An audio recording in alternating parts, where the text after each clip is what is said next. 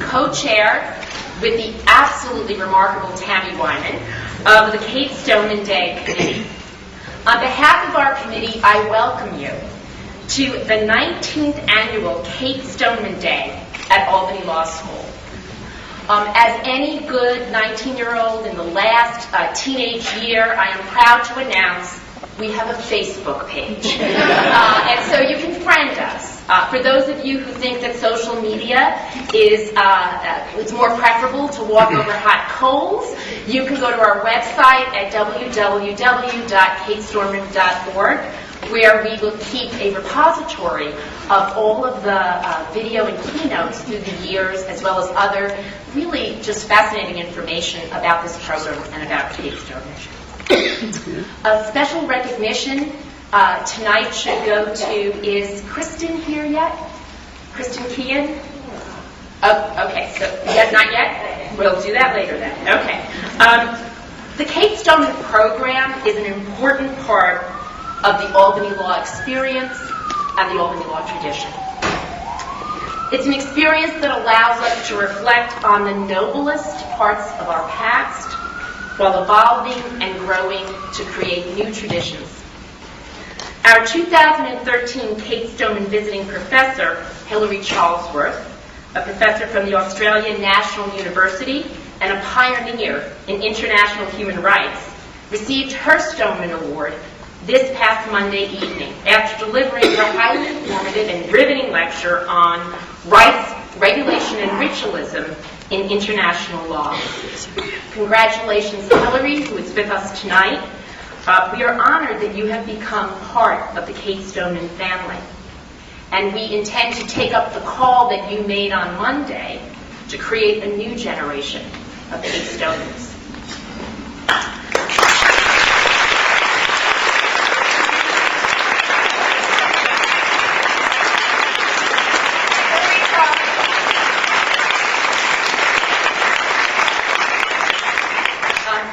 I'm going to ask you to join me again because we are particularly pleased to welcome, very warmly, giving an Albany Law welcome to our distinguished keynote speaker tonight, Professor Patricia Williams. As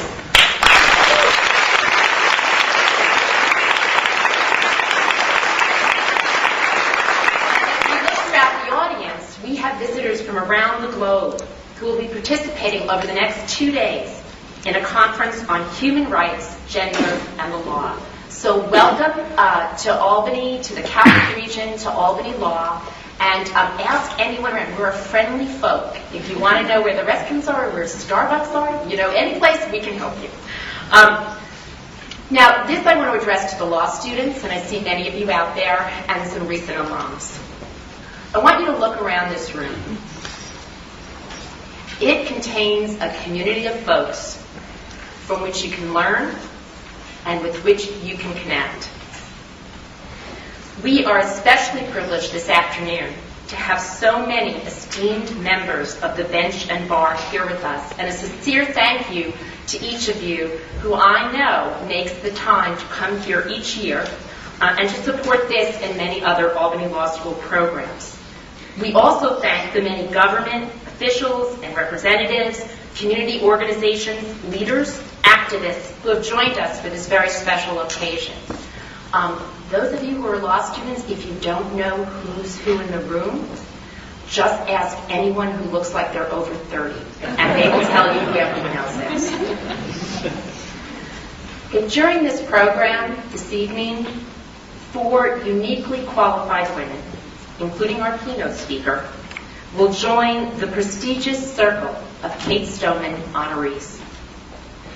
We're pleased to have in attendance tonight many of our past honorees, and I would ask them to stand so that we can recognize them.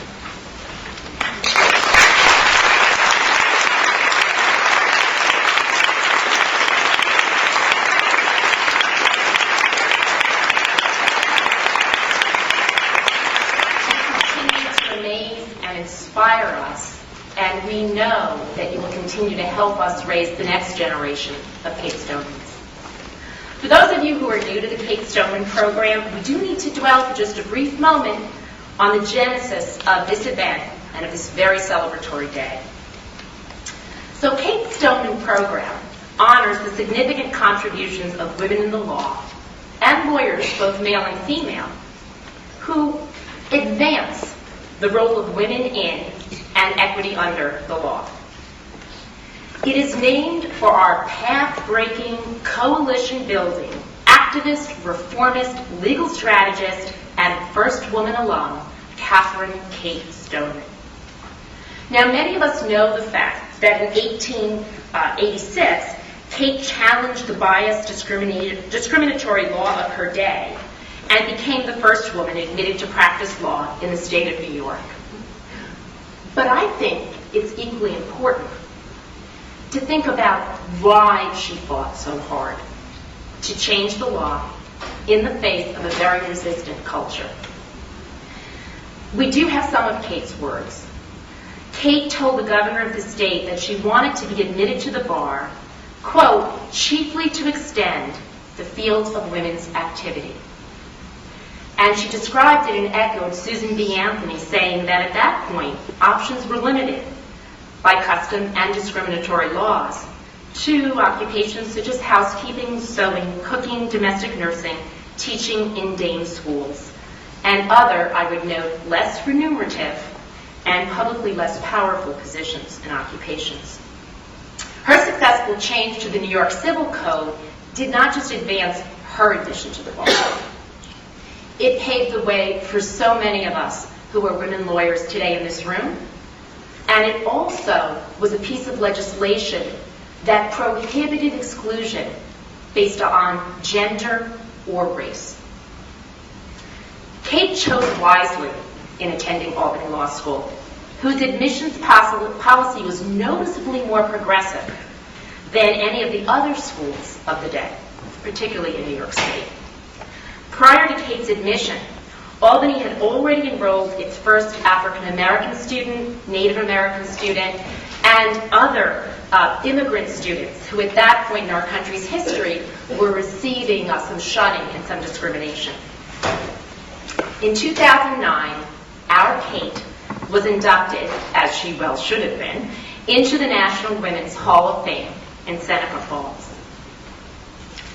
Now, in 2013, the Albany Law School Kate Stoneman program hits another milestone. Our 2002 Kate Stoneman visiting professor, Penelope Penny Andrews, has assumed the role of president and dean of Albany Law School, becoming the first woman and first woman of color to be so appointed.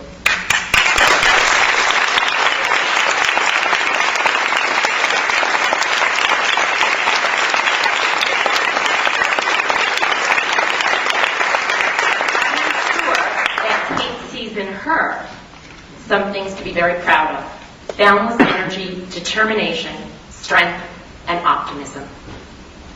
It is now my distinct pleasure to invite Dean Penny Andrews to the podium to introduce our keynote speaker.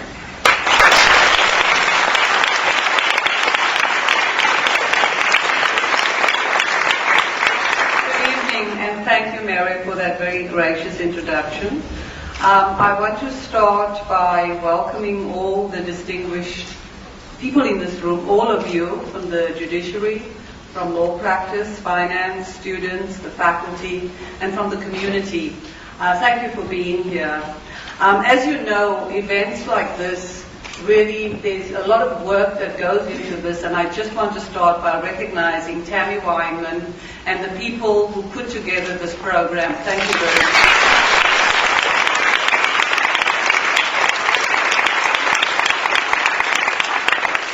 Mention everybody, but thank you. Pat Williams really doesn't need an introduction, or maybe for those of you who are under 25, and maybe even not. She's extraordinarily accomplished, but what she has done in her life and in her scholarship is really make us confront the issue of race in the United States and the issue of gender in the most nuanced, ambiguous way. She didn't start out with her legal career probably intending to do this, or maybe she did. She has, she earned her BA from Wellesley College, so maybe she did start out to do this. And she's currently a member of the Board of Trustees there. She earned her JD from Harvard Law School in 1975. She served on the faculties of 3 universities and now Columbia Law School, first University of Wisconsin, the City University of New York School of Law, and Golden Gate School of Law. She has far too many distinctions. Let's welcome someone from the class of 1954. Exactly. This is Winifred Widmer from the class of 1954, who has been to every one of our Kate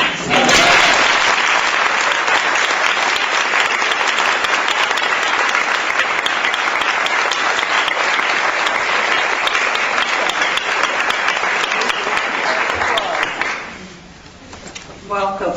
Thank you. So I was just introducing our distinguished speaker.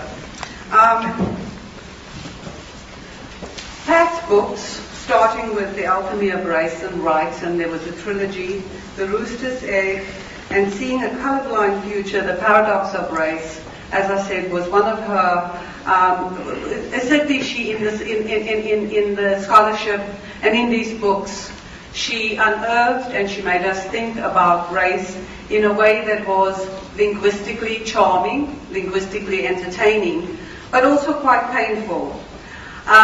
For her work doing this and the way that she asked Americans and also those of us from the international community to really confront these issues, sometimes uncomfortably, sometimes in extraordinarily poignant ways.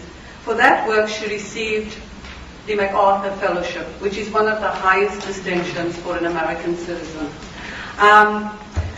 You're not, as you all know, or maybe you don't know this, but nobody applies to be a Macarthur Fellow. You are noticed. And to be noticed in this way is truly an achievement. And I really think we ought to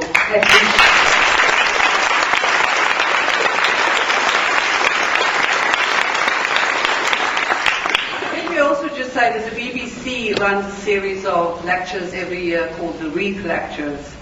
And for as long as I can remember, they were mostly lectures given by people who were Lord something or other or Sir something or other, until in the 1990s, Patricia Williams did the series of lectures, again, forcing Britain to confront its colonial and racial history.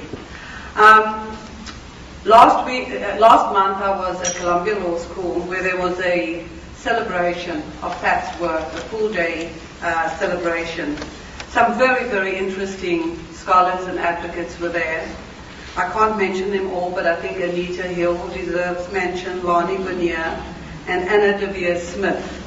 And it was just a wonderful event. It was about law, it was about politics, it was about theater, it was about music, and it was about dance. And that was what Pat really is about. She has a column in The Nation called The Diary of a Mad Law Professor. She also has created a superhero, which is called the Mad Law Professor. There's also a Mad Law Professor's weblog, and all this madness, I think you're onto something there. The title of her talk is Convergences, Law, Justice, and Mad Women. So, please welcome Patricia Williams.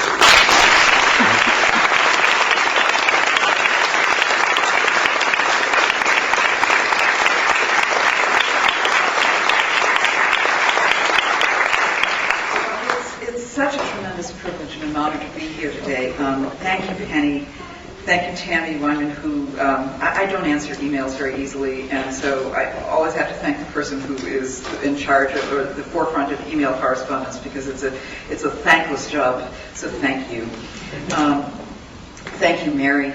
And my congratulations to the other recipients of this day.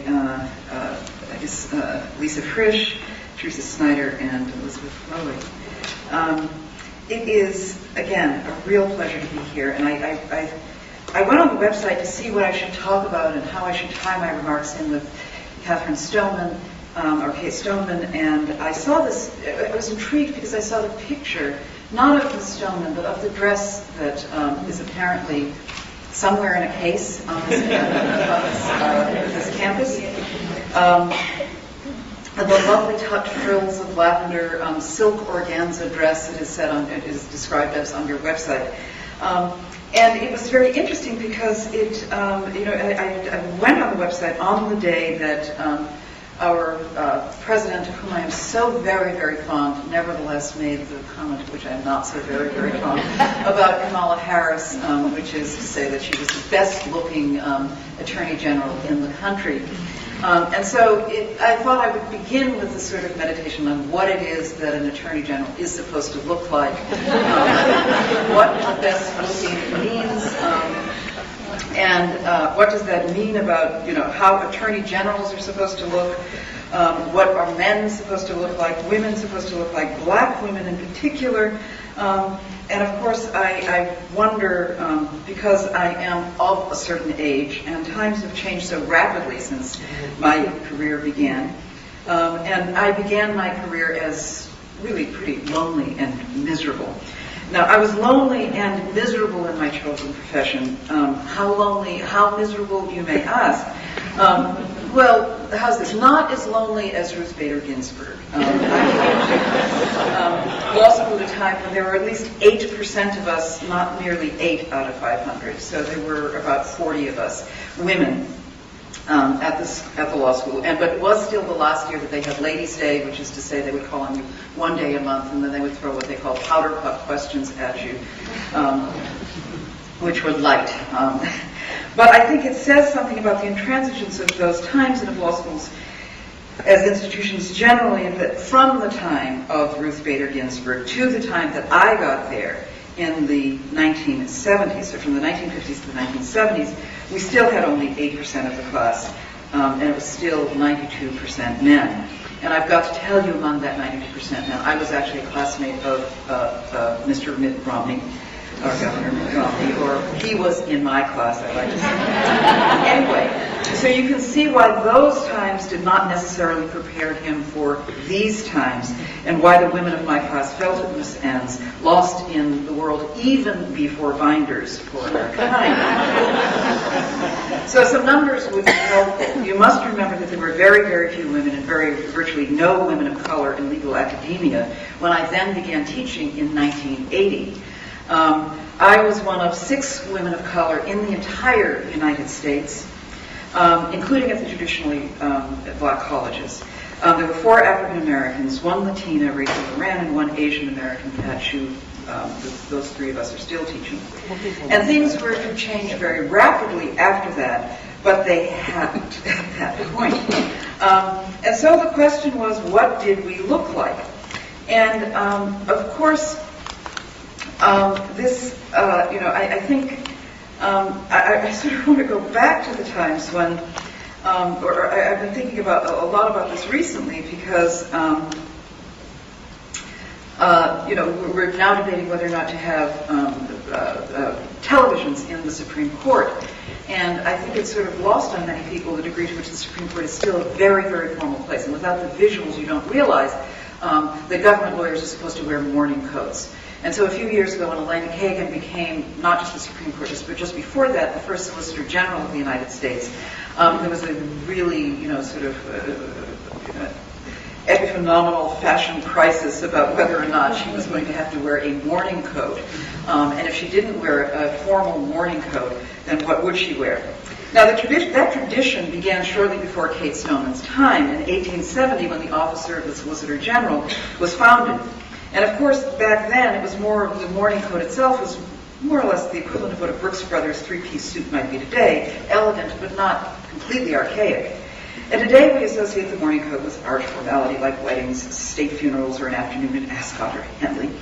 But in its heyday, the morning coat was a less formal version of the frock coat, which is truly the formal wear of the day. So it was literally suitable for morning rather than evening affairs. It was also known as a cutaway. The hemline commences at the waistline in front and then curves downward in the two long tails in the back, thus making it suitable for horseback riding. So Senator George Wharton Pepper of Pennsylvania once told friends of the incident he provoked when, as a young man in the 1890s, he arrived to argue a case in, quote, street clothes, and Justice Horace Gray was overheard whispering to a colleague, "Who is that beast who dares to come in here with a gray coat?" And the young attorney was refused admission until he borrowed a morning coat, and today the tradition is still followed by most, again, department or government lawyers. And the persistence of this sartorial custom beyond its natural lifespan, and in the American justice system of all places, is not merely a quirk of history, but testament to the deep and tenaciously clubbish nature that still afflicts the highest levels and most intransigently closed circles of power, I think. It's tradition, yes, but it's also a mark of a male-dominated legal profession still struggling to deal with the radical transformations of the last 30 years, during which women's members skyrocketed from the low single digits to approximately 50% of law school graduates. And in fact, Elena Kagan wears a black suit, or wore a black suit before she became Supreme Court Justice, with a pale, a pastel shirt beneath. She wore a pantsuit. Now, a small matter, the peculiar sartorial traditions or habits of solicitors in general. But structurally, I think it's quite problematic. There's the uniform for those whose endowments conform to high Victorian tradition, and then there is something else for those girlish others who just have to figure out a way to assimilate, accommodate, or pass. No, it's not as insidious an affliction of gender apartheid as separate tea times for women at the PGA or the lack of women's bathrooms in the executive suite. But still, the question presents, what is a gentle mistress to do when required to accessorize according to a long line of Mr. Darcy lookalikes? Shall one choose the cane or the whip? Balmorals or button-up boots, bowler or bonnet, silk stockings, comb, satinette snood, crinoline or calico, seriously now, taffeta or twill? Again, now I know. It is lavender, silk, or cancer. There is, however, not a good deal of reassuring precedent when dealing with such a dilemma in today's world. Barbara Underwood, a well-regarded public advocate, served as acting Solicitor General for 6 months in the year 2001. And there are numbers of female assistant or deputy solicitors who have also argued before the Supreme Court. And though it is not easy to find records of what any of them might have worn, there are a few legendary, perhaps apocryphal, struggles commonly shared among lawyers. And my favorite is said to have occurred during the Clinton administration when a female deputy from the Solicitor General's office wore what is variously described as a dove brown or dough beige business suit while arguing her case. And according to a friend who to this day fears being identified, literally, Chief Justice William Rehnquist went berserk, as she describes it. He chastised her for inappropriate attire and followed it up with a scathing letter to the Solicitor General himself, requesting that this not occur again. 2001, remember. Brown textiles, the scandal. And yes, this is the same Justice Rehnquist whose overwhelming love of costume led him to affix to his judicial robes a set of gold stripes he once wore adorning the fictional persona of Lord Chancellor in a production of Gilbert and Sullivan's Iolanthe. But in response, the Solicitor General's office thenceforth recommended that women wear what is popularly known as the feminized version of morning attire and or a plain black suit.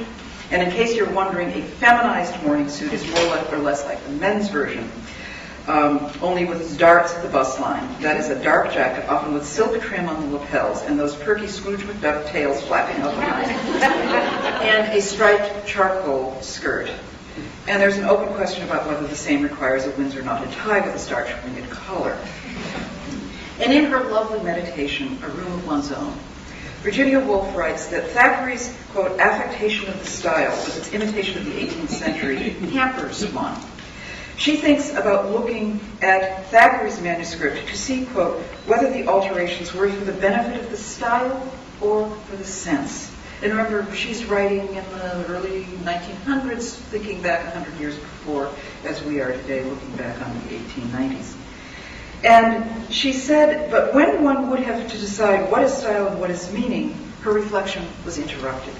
Like a guardian angel barring away with a flutter of black down instead of white wings, a deprecating, silvery, kindly gentleman who regretted in a low voice as he waved me back, that ladies are only admitted to the library if accompanied by a fellow of the college or furnished with a letter of introduction. So, what is style? What is meaning?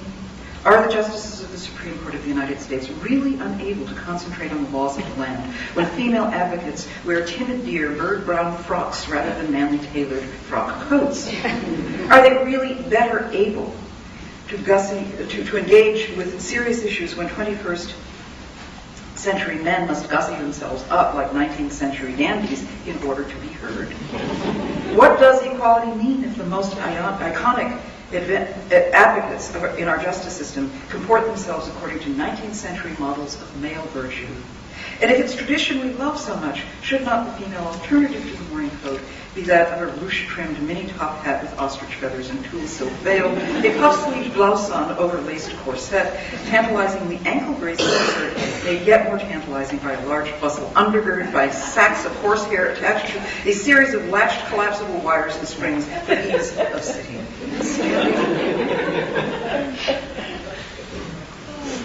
Now, when I first started practicing, we were much consumed by the notion of, quote, shoulder pad feminism, as it has been so ungraciously dubbed by pundits. And the very term still makes me cringe, harking back as it does to my first days out of law school, some 30-odd years ago, when as a result of brand new affirmative action policies, women entered professional life again in something like numbers.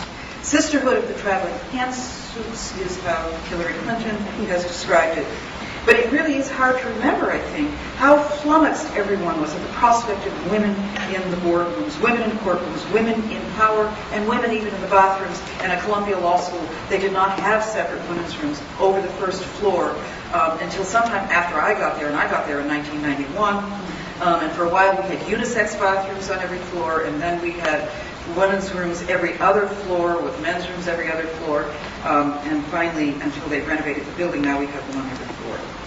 But garden hats, tea dresses, and little white gloves simply weren't up to the task back when I graduated from law school, and what a task it was to figure out what to wear. Pervasive skepticism that our presence in male geographies had to be countered with the trappings of authority. Semaphores of serious intent, the packaging of no nonsense, and proving that we were as good as the guys that ushered in an ugly and exaggerated anti-romanticism. No lace, no flounces, no ruffles, and no pleats. No hankies, as though in expectation of copious tears. No loud colors that made you sparkle or shine. No lockets, no heart-shaped objects dangling from delicate silver threads. No heaving bosoms, no bursting bras. Indeed, no obvious breasts. Just a uniformly square-cut suit in industrial tones, perhaps a robust rope of heavy gold for a wristwatch. We looked as though Charlotte Gilman's housewife had stepped out of her yellow wallpapered prison of sentimental virtue and bellied up to the bar. So, the one thing that makes me wince when I look at old photos of myself and recent pictures of a few women in Congress, actually, is the power suit. The power suit was the de rigueur uniform for the professional women during the 1980s. It had overcompensatory shoulder pads whose width exceeded those of the average quarterback. It is no accident that this was also the era of big hair. One absolutely had to have a helmet of expansively frazzled locks just to proportionalize those shoulders. My son was flipping through a family album recently. He said, "You looked like Mark McGuire." But then wisely added, "but prettier." And his confusion is forgivable. In those days, women always looked steroidally bloated, pumped up to the point of near explosion. And one of Wikipedia's definitions of power suit is a powered exoskeleton, to wit, a machine covering the body to assist and protect soldiers or to aid the survival of people in dangerous situations. And that captures exactly my experience in the realm of pinstriped gray and navy blue serge. Now, the second most despicable item of clothing of that era was the so-called dress for success bow at the throat. This was a time, you must recall, when women and men still existed in very separate conceptual realms, and in order to transgress the boundary between women's work and men's work, One of the most common recommendations was that women pass by trading at the pearls for a tie. Not a manly man's tie, of course, God forbid, but rather for a huge, flouncy, floppy, thoroughly effeminate and not at all feminist version of a bow tie. And said bow was always in red silk like an Edwardian Christmas caroler, the better to go with the navy blue of the suit. And it was like a bad gender-bending joke. Us bravely liberated, big-haired, shoulder-pad feminists yoked to the throat with the mark of little Lord Fauntleroy. It doesn't come as any surprise that such an ensemble might require a crisply starched Peter Pan collar. Let me pass on to the cruelty of shoes. Heel and toe, power and pain. There is no such thing as a woman's professional shoe that conveys comfort and signals power simultaneously. A serious power shoe must lend height. Height means the masochistic punishment of, say, 4-inch black boots in butterscotch suede from Bloomingdale's. And despite the hard-won graduate degrees qualifying you as a professional woman of immense rationality, you are seduced by the ability to stand eyeball to eyeball with any man who challenges your word, and it is vanity that will ensure a nightmarish escarpment of physical regret. For many moons after taking them off, and assuredly by the time you turn 50, you will hobble about at a dangerously forward-pitched slant. Now, what makes work back-breaking for many American women is not the traditional swinging of shovel and hoe, but the isometric bewilderment of balancing heavy hair, padded shoulders, and overloaded tote bag against the angled physics of stiletto heels. And yet, I confess, I love stilettos. I really do. They make me think of Andy Warhol's lovely sketches back in the days when he was an illustrator for B. Altman and I. Miller, and I associate them with the beautiful, inked, blotted line pictures of ice cream cones and pink layer cakes, for which he was also so known. Stilettos are so feminine and yet strong, professional yet sexy, dangerous but in control, cruel but competent. Such good lawyer garb, such good weapons with which to crack glass ceilings. Indeed, according to Jack Green's discussion in his fascinating little volume, The Physics Fact Book, a stiletto high heel exerts more than 15 times the pressure exerted by an elephant's foot. Pressure, he says, is defined as force over area. Pressure is directly proportional to the force and inversely proportional to area. Thus, inverse relationship is an important concept when it concerns the immensity of pressure, and the significance of the high heel comes into play because it has such a minute area, and due to this fact, the pressure under that high heel is extremely large. So it equals approximately 40 atmospheric pressures. For those of you who are physicists, it's about that of a rogue elephant.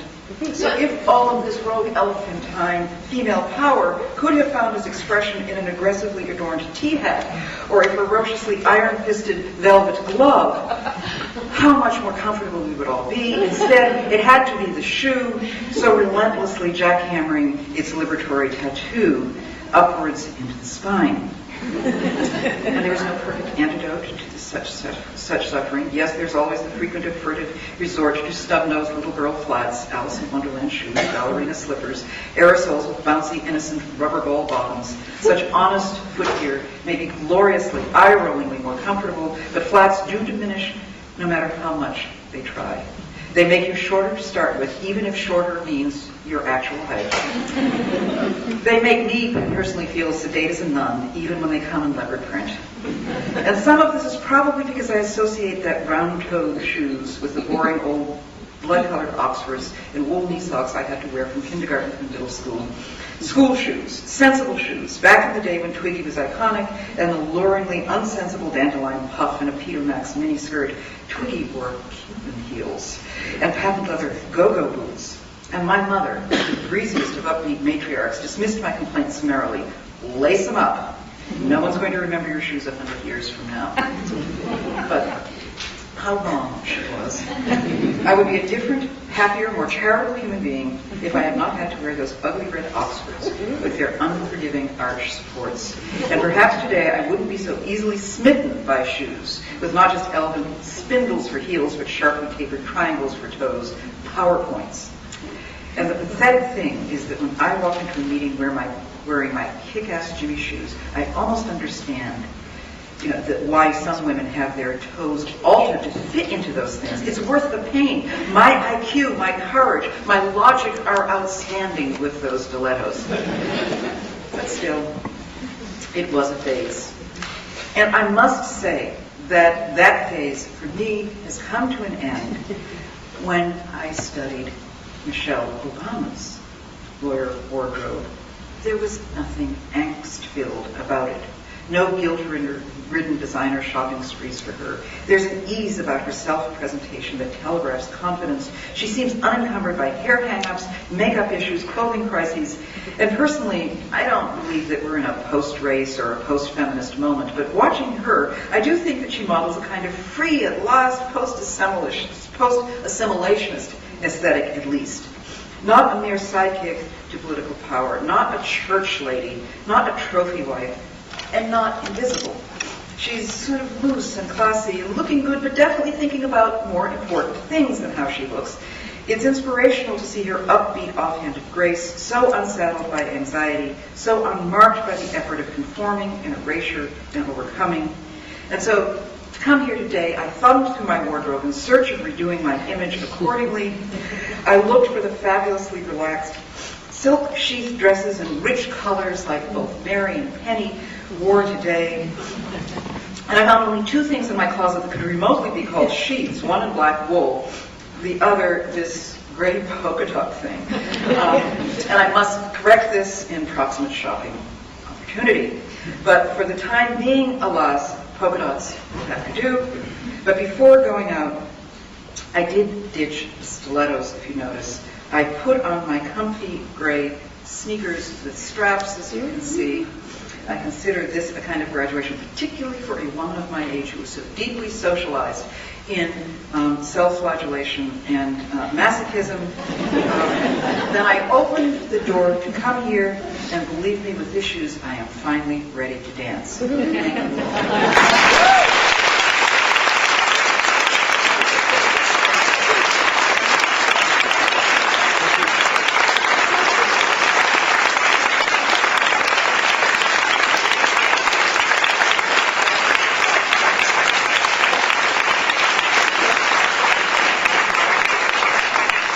Thank you. Pat.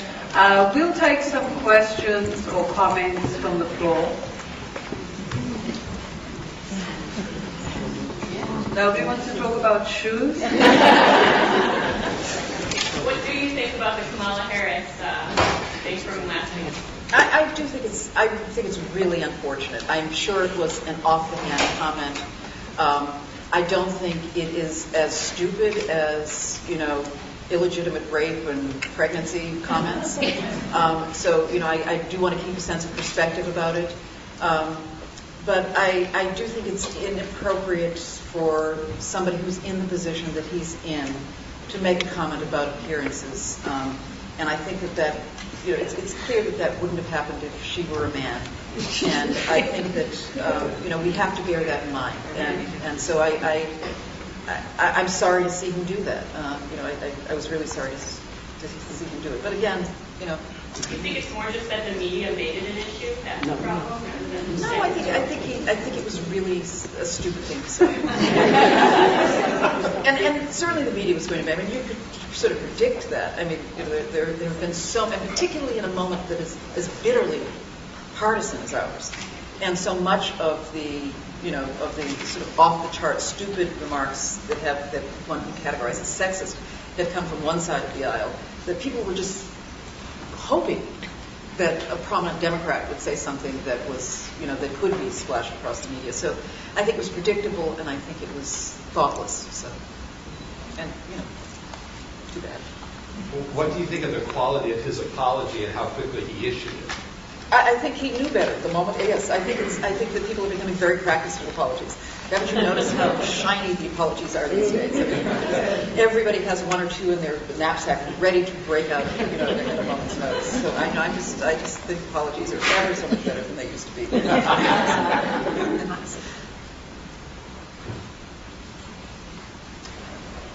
Do you think Michelle Obama would be as well perceived if she were running for president? No, I think, let me put it this way. I think that we have these stages of reception of the first this and the first that.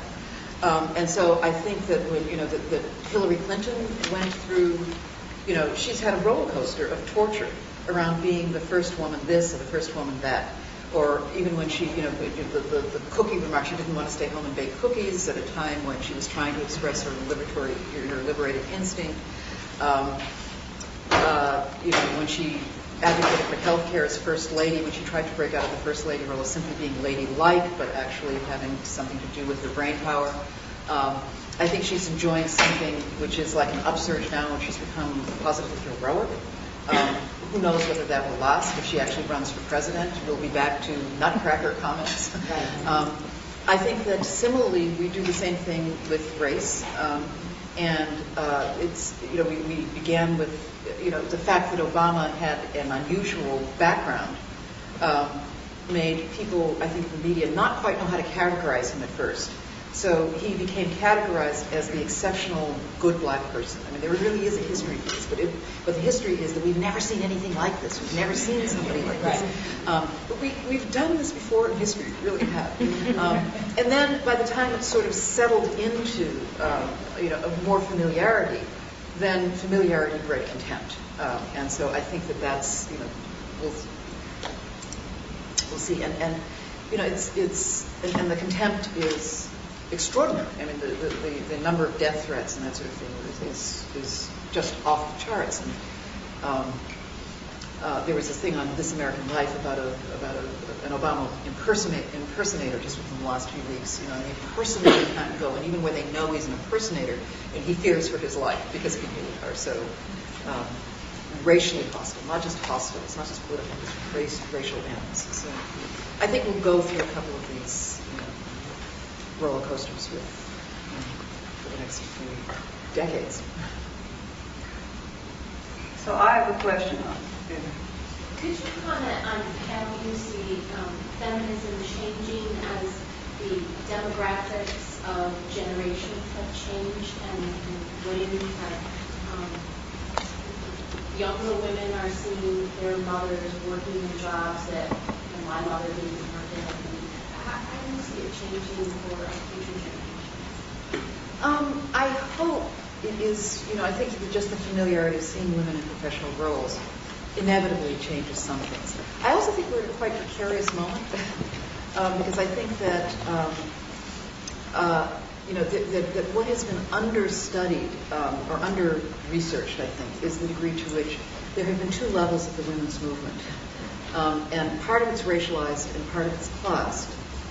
So that there was a kind of second-wave feminism that said women, the glorious Dinah movement, that we're all going to get out and we're going to work, and getting out of the house is a good thing.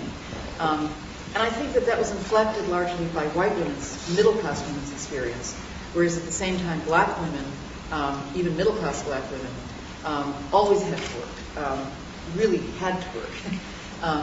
And so, the value within much of black society, even when I was going through, my age and going through women's liberation, it wasn't just to get into the workplace. I'm, the fourth generation of women in the workplace. And it was that you actually didn't have to work. And that was the ideal of liberation, that you would find somebody who wouldn't, that you weren't simply, the product of the maid and the master. That you could go into a workplace and not be raped on the workplace, that you weren't, you weren't Sally Hemings, but that you could actually marry, and what in black parlance is known as that he would sit you down. That is to say, you did not have to go out into the workplace, and that was liberation. So many people, I think, see, for example, Michelle Obama, and there's this conversation at several levels. Well, she gave up her job to sit and be the White House lady. And I think that racially it's seen through somewhat of a different filter.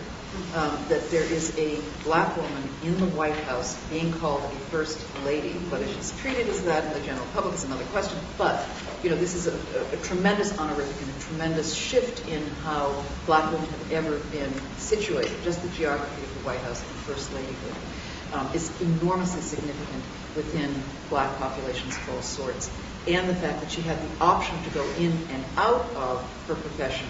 That for a while she supported him while he was doing, a certain kind of political organizing work, and then he, the foregrounding and backgrounding, I think actually reflects not so much that she's giving up her career, but the back and forth of many modern marriages in which women and men go in and out of the workplace alternately. And I also think it's significant that many minority and ethnic families have extended families. So it's also significant that her mother is living in the White House, taking care of those girls in a way that hasn't happened, but rarely in the White House. It has happened before.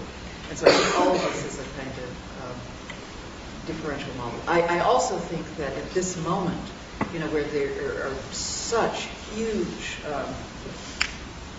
gaps opening up between rich and poor in this country, that many of the supposed victories of the women's movement really, I think, are going to see their lasting impact, perhaps, in the class that is represented by Sheryl Sandberg and her leaning for Sandberg. Sandberg. Sorry, yeah. Sort of the leaning forward class of breaking glass ceilings, but it's a particular class, and that as more and more of the middle class falls into service workers. And that service sector is still earning, after all these years, only 77 cents on the dollar. That is, a turn that is very worrying in terms of further progress, at least in the immediate sense. So I worry that class and gender are intersecting. This one final answer to that is that I worry about the way in which affirmative action, which is how so many women are in law school, and which is how so many women entered the workplace just 25 years ago, which is what even Mitt Romney described when he said, well, we're going to go out and we're going to find some women. He described affirmative action, described the Fisher case, which was before the Supreme Court, being argued literally that week at the time he made that comment, but he didn't recognize it as affirmative action. And so but affirmative action has been very carefully and cleverly presented before the Supreme Court, using the last 3 or 4 major cases, using white women to argue against the admission of black bodies. But in fact, affirmative action applies to women and to blacks and to a whole host of others who have been included in the workplace in the last 30 years. And if, that falls, if things, including the use of the Commerce Clause and all of this, falls, then we will, not have the judicial wherewithal, the legs of the stool that we're holding up the platform on which not just black affirmative action, which is what everybody loves to hate and be anxious about, but the presence of women is premised on as an elderly and disability rights. All of that is endangered. But I think that because it's been so highly racialized, we forget what all of these claims have in common and the jurisprudence that they share. So I worry that we'll go backwards. Would you be willing to use the mic for other answers? Oh, sure, of course. You have the last question. You mentioned your son. We've had some observations about younger women, younger certainly than we are, and feminism. Do you have anything to share with us about younger men and the struggle for equality? Yes, I mean, I do think that, well, I think, in a general sense that we have an economic crisis that people are not organizing about and not recognizing coalitions in, because I think, it's divided along lots of lines, but one of the things I worry about most in my work is the degree to which it's been racialized. So I think young white men don't see their fate in the faces of their brothers who are of color. And I think that's partly because young white men have a sense of buying into a notion of the American dream that is inevitable and and it's been constructed, particularly in recent years, as a zero-sum game. So that if black people are going to make it, then white people are going to lose out, and that there's no sense of this being an infinitely renewable pie. It's a finite little piece of pie, and all the rest is somewhere overseas. And I think that that's, the idea that this is a joint economic problem and we're all in the same boat is a very divisive factor. And I think that young men in the workplace are, I think that that therefore, with these forces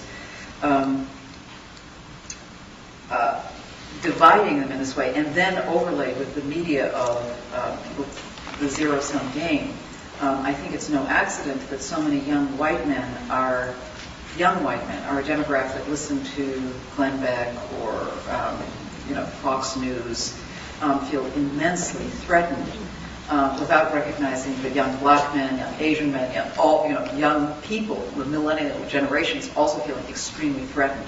But I think that in turn has very, very toxic consequences for us as a society, even though the most toxic consequences are clearly focused on through stop and frisk policies against young black men or high incarceration rates. And so while young white men are medicating themselves with prescription drugs, young black men are medicating themselves with antidepressants through street drugs, one caste will end up with no future whatsoever and completely outside of the workplace with reckless felons, and the others will be recognized as needing their antidepressants because they're so stressed. But I think that bodes very, very badly for the future of our political culture. And I also think that this is something which, just the whole distribution of resources from education to mental health care to health care generally is polarized along the same ways. And for young people, it's going, the reason that they're so undereducated and resenting higher education generally, we were talking earlier about the attack on law schools that you see in editorials right now.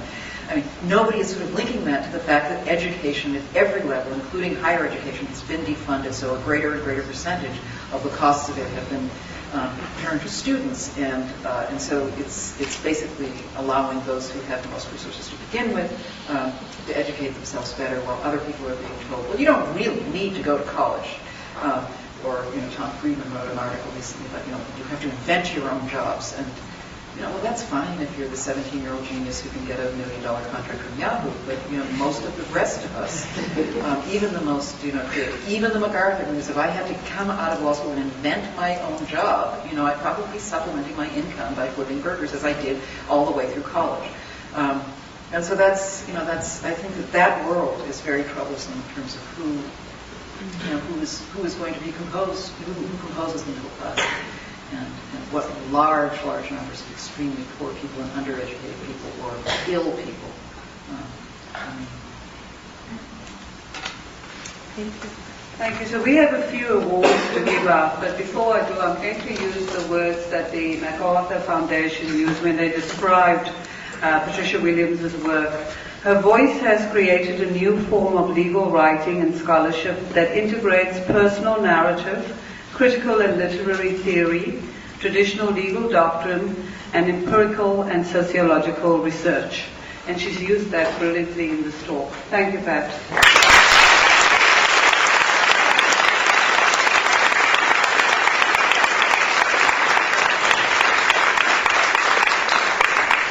So one of the most inspiring young people that we have is the chair of the Women's Law Caucus, Kathleen Evers, and it is now my distinct pleasure to invite her up. She's in the class of 2015, and she's going to present a very special recognition this evening.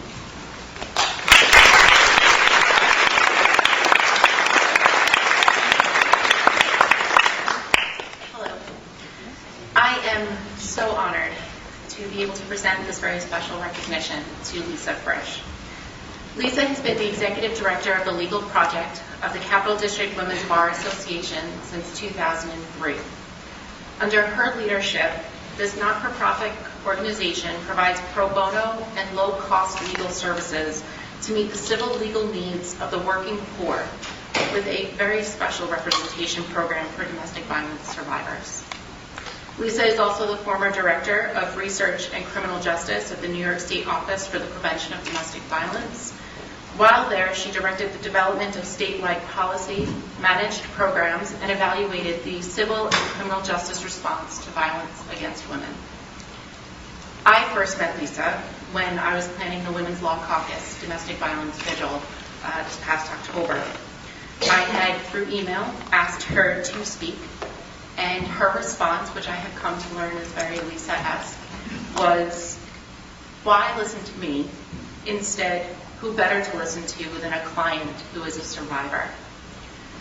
That, in and of itself, speaks volumes to the very essence of who Lisa is, what the legal project is, and the legacy of Kate Stoneman herself. A quiet voice, providing strength to those who need it, and giving a voice to those who think they don't have one. It is my absolute honor and my pleasure to present Lisa with this Kate Stoneman special recognition.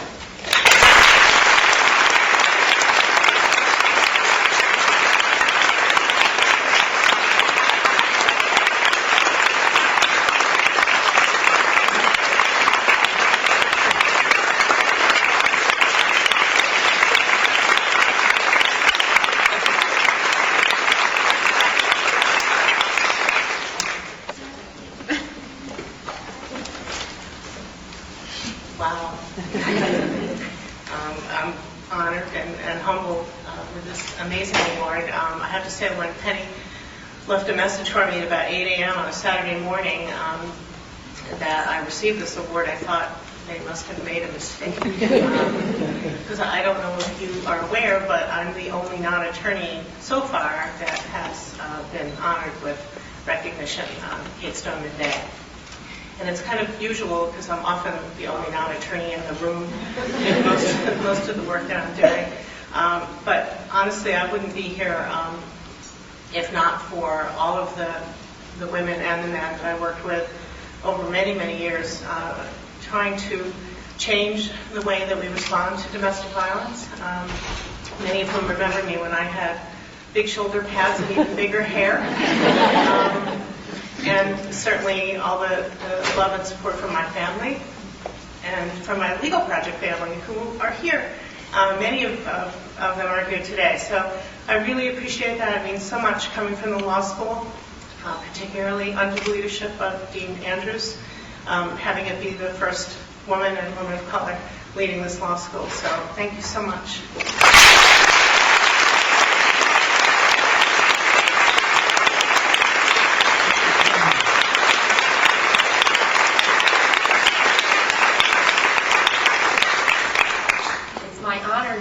Call Judge Tobin, who was in law school at a time when there weren't very many others.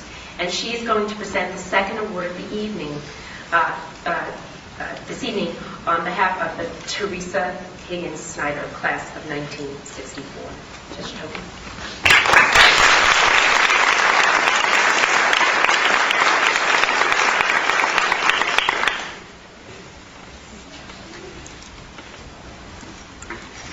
Thank you, Professor Lynch.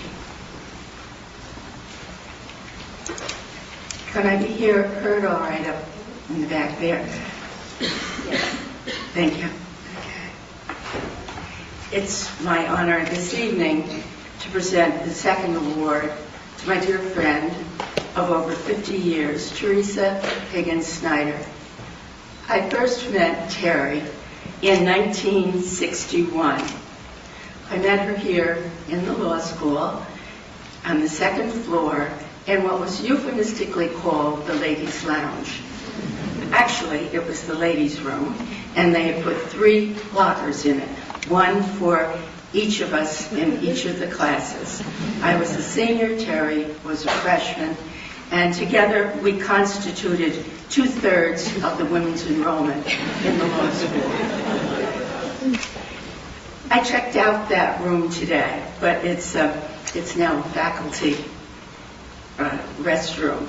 I wanted to make sure it was still there. And before I came, I said to my husband, "Do you remember where that was?" He was down the other end of the hall, the men's locker room, you know, with so many students in there. Terry Higgins Snyder is very deserving of this award, and it's my honor to be here on her behalf. She regrets that she could not be here, or her husband. After law school, Terry graduated as the only woman in her class in 1964.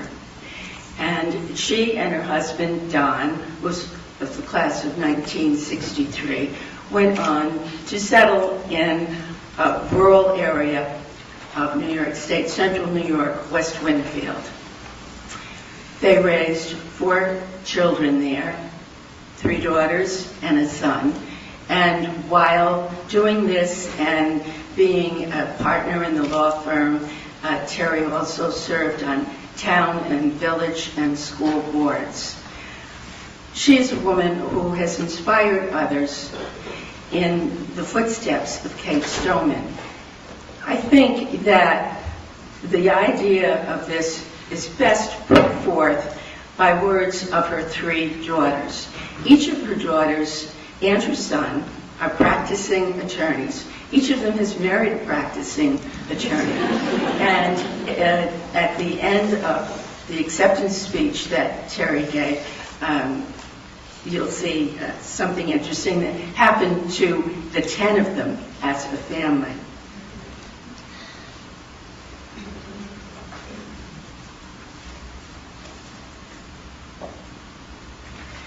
This first quote that I have is from her daughter, Mary. Mom was our first teacher in what it meant to be a woman and a lawyer. She always had time to help with homework and energy later that night to look over a deed for a farmer. When we saw her counseling a client, we saw an example of a dynamic, intelligent, compassionate advocate and attorney. At a time when female attorneys were rare, and in a rural community where they were rarer still, she was an example to all of us of what it meant to be a woman of the law. The people of our community took notice, and her 3 daughters took notice too. It is small wonder we followed her in the law. This is from her daughter, Grace Ann. Throughout her career, she has made it a priority to advance the role of women in the law. She has done so not with titles or high-ranking positions, but through a dedicated effort of instilling the principles that all persons are created equal and deserving of our respect. And finally, her youngest daughter, Elizabeth, has summed it up. Again, I quote, Kate Stoneman blazed the way for women like my mother, Teresa Higgins Snyder, to attend law school. Even though my mother attended law school approximately 60 years after Kate Stoneman, she was still very much a pioneer for women in the legal profession. I would like to read you a letter from Terry Higgins.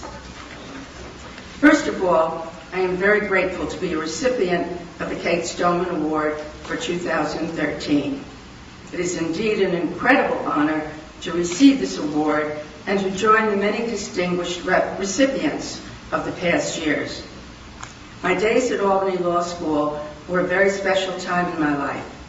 Having attended a girls' secondary school and a women's college, I received my liberal education here as the only female in my graduating class. Fortunately, I was raised by parents who respected education and believed you could achieve whatever you desired enough to work for. As a female in the legal profession, at a time when women were definitely in the minority, unlike today, I was spared any discrimination. Actually, most of the time, both as a student and in my years of practice, I believe my gender was a benefit to me. Kate Stoneman blazed the way here at Albany Law School and in the profession of law. My 3 daughters appreciate her efforts as well, since they are also licensed to practice law in New York State, together with their brother and all their spouses. Happily, the progress made through the years is that now my daughters and their colleagues are recognized and respected in the profession and in their communities because of their abilities and not their gender. As an aside, a few years ago, as a family, and that's the reference I make to all 10 of them, Terry and Don, the 4 children and spouses, we were admitted to practice before the U.S. Supreme Court. In addition to the 10 of us admitted, special permission was given for our grandchildren to be in attendance as the largest family group admitted to the Supreme Court. Chief Justice Roberts was prompted to ask, didn't anyone want to be a lawyer, a doctor? Finally, my sincere thanks for recognizing my efforts in the spirit of Kate Stoneman. Enjoy the rest of this wonderful event. And it's signed, Teresa Higgins Snyder.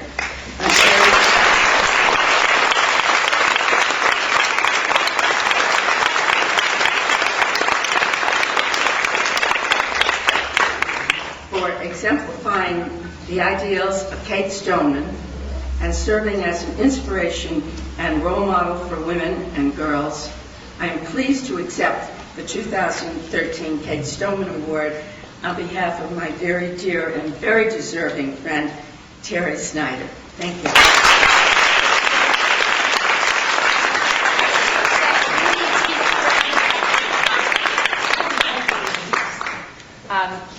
And I have to say, our keynote speaker said to Dean Andrews and myself, I didn't get the memo that purple was the color for Kate Stoneman. Put that phone a little bit.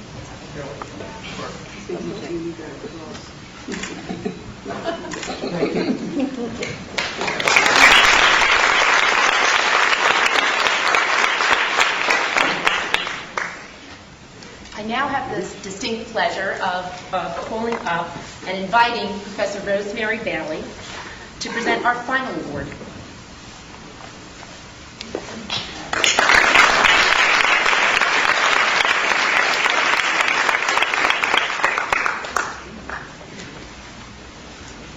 Good evening. Liz Loewy is currently the chief of the Elder Abuse Unit under New York County District Attorney Cyrus R. Vance Jr. She's been employed as an assistant district attorney for many years, and I hesitate to actually name the number because I was thinking maybe she wouldn't want me to say that. Why? Go.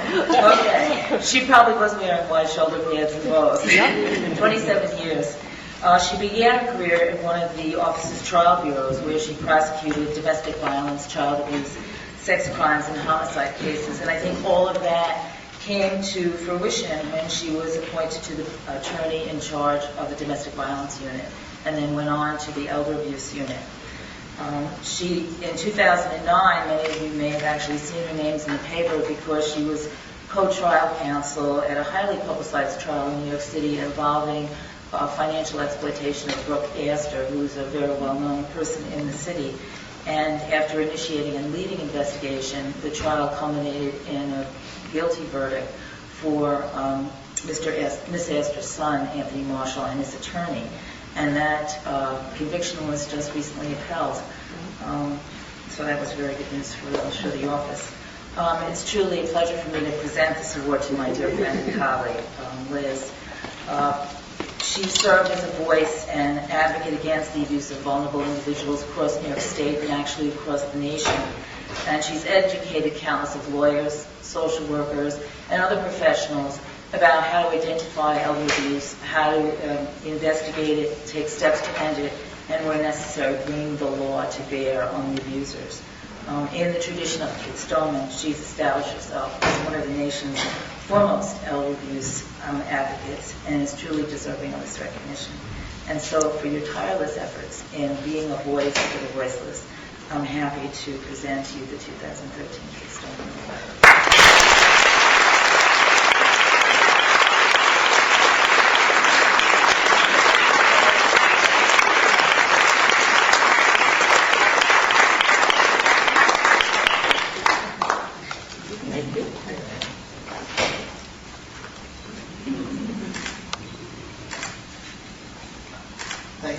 That's so good.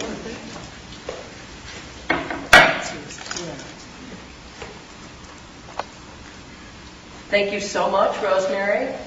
Rosemary and I actually wrote a book together called Financial Exploitation of the Elderly, and I called her regularly during the Brooke Astor trial when I needed advice and had some questions on the law. So thank you very much. Thank you so much, Dean Andrews. I'm very honored to be here today. Congratulations to my co-honorees, Professor Williams. Very aware of what I'm wearing right now. No red tie, but I had plenty. I got boots. I don't know what that says about me, but I'm 5'10", so I'm always wearing flats, so I'm not towering over everybody, but that probably says something about me also. Congratulations to Teresa Snyder and also to Lisa Frisch on getting this award as well. And I just want to recognize two folks out there in the audience, Laura Leedman and Christina Sebastian, who came here today and are former members of the Albany Law School community. I know lots of you know them. In my opinion,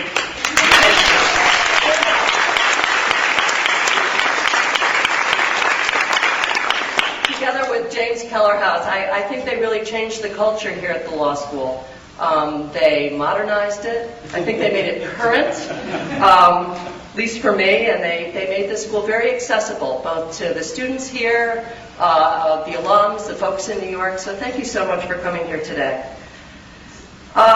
28 years ago, I graduated from this law school, and as I tell students when I'm fortunate enough to be called back to talk, law school was just really not a natural path for me. It was never one of those inevitable things that was on my horizon. I was really not one of the 1Ls that always wanted to be a lawyer from the time I was 5 years old. I can honestly say that I came to law school for 3 reasons. The first one was because a career in the arts. I love theater, I love music and dance. I realized that although they were my greatest passions, they weren't going to put bread on the table, and it was going to be difficult to have a career in the arts. And just as important, I really wanted to have a career where I could say that I was helping people. And third, also very important, is that my parents wanted me to go to law school. And you know what? It was a good idea. But it wasn't easy. When I chose Albany Law School, and when I got here, I must say, and I tell the students this also, I was not overly enthralled. The law school seemed great. The professors were very accessible. The truth is that, I went to University of Pennsylvania. I always got by just writing what I was thinking and thinking on the fly, and legal analysis did not come easy for me. Did not make law review. I didn't even try to write on, but with my grades I didn't make it. No powder puff questions came to me in class. Saw Professor Gottlieb earlier. Thank you very much, Professor Gottlieb. I think I got a B- or maybe a C+ in his class. Great teacher, though. I tried, and the folks here were really helpful. The professors were really, as I said, they were easy to talk to, and they talked to me about a career in the law and how it wasn't really necessary for me to like the classes.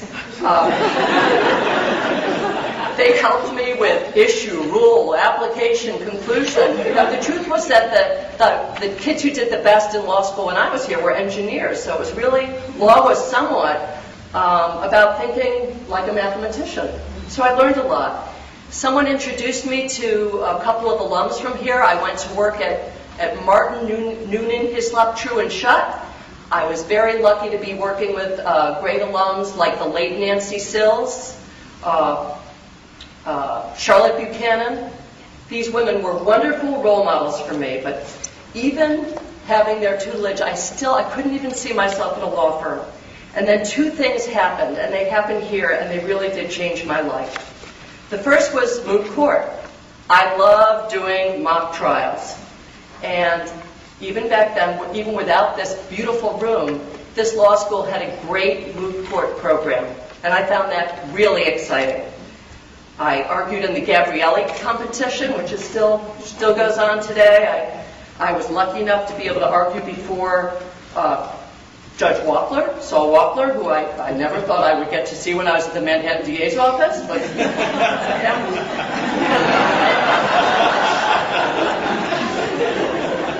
And The second thing that happened to me at this law school was an internship at the Manhattan DA's office. And the dean at the time, Dean Bartlett, made a call and thought, that she'd be good there. She may not be such an academic, but so great at writing briefs. And the rest is history. I went to the Manhattan DA's office. I was fortunate enough to work for Robert Morgenthau, who just retired at the age of 90 years old and is still working. Talk about great role models, still working today. And I really do enjoy my work there, and that's why I'm still there. And both of these things happened because I was a student here at this law school. I'm very, very grateful. I'm honored to be receiving the Kate Stoneman Award. I'd like to think that the manner in which I've used my law degree and used my education here to help elderly victims would make Kate Stoneman proud. I just also want to thank my mom and dad who are here today.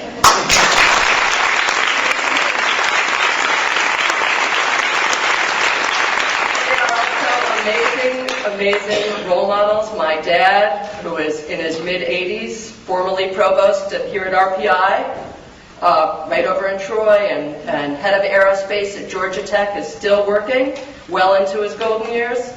And my mom reminds me often that she is really the one responsible for my being a decent lawyer, because she helped me perfect the art of argument. This is really true. And I really understand that now that I have a daughter, because I get it all the time, and trust me, I was worse than she is, and my mother taught me how to argue. And mostly, my mom set what I think of as the gold standard for what has been my most important job, more important than being a prosecutor, and that's trying to be a good mom to my kids, Marley and Sam.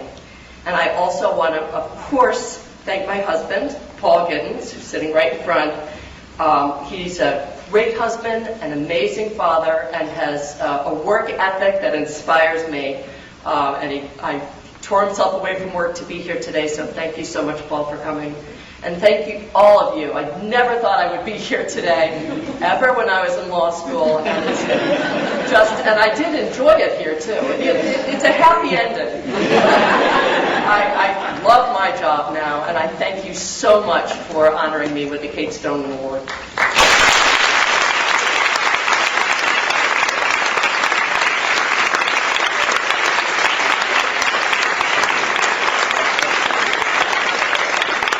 Thanks to Mary, also, and to Tim.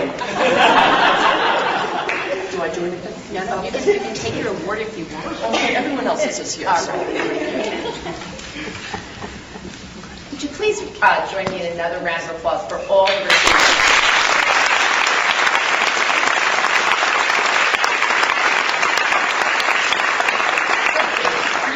Jury, no matter how Liz told you to vote, you just vote that way. You just keep hearing her, speaking. I would like to take this opportunity to mention something really exciting, that as Kate Stoneman goes forward and we look to the next generations, and it's the Kate Stoneman Scholarship, which was made possible by a request from Mimi Netter. Mimi Netter, the class of '72, was a pioneer in her own right and worked to found Kate Stoneman Day itself. She also worked to found the visiting chair in Law and Democracy and the Kate Stoneman Commencement Prize. Our 2013 Kate Stoneman visiting professor, Hilary Charlesworth, would have loved to have met Mimi. Upon Mimi's passing 2 years ago, she had the foresight to establish the Kate Stoneman Scholarship Fund as part of her estate planning. It awards an annual scholarship to a student who embodies the spirit and tenacity of Kate Stoneman. As those who are passionate about moving forward, those of us providing opportunities as Kate Stoneman did, we can tangibly honor her legacy and the memory of our dear friend, Mimi, by supporting the Scholarship Fund. Brochures will be available at the reception for those interested in furthering Mimi's legacy. Finally, we should note that in your program are all the members of the Kate Stoneman Committee. I'm just the mouthpiece. And I want to thank all of them, the awards committee, which goes through this, all the other committees, members who are here in this room today. This concludes our program on behalf of the committee. Thank you all for attending. Friend us on Facebook. And please join us downstairs in the East Foyer, where Professor Williams will be signing copies of her book, The Alchemy of Race and Rights. Thank you.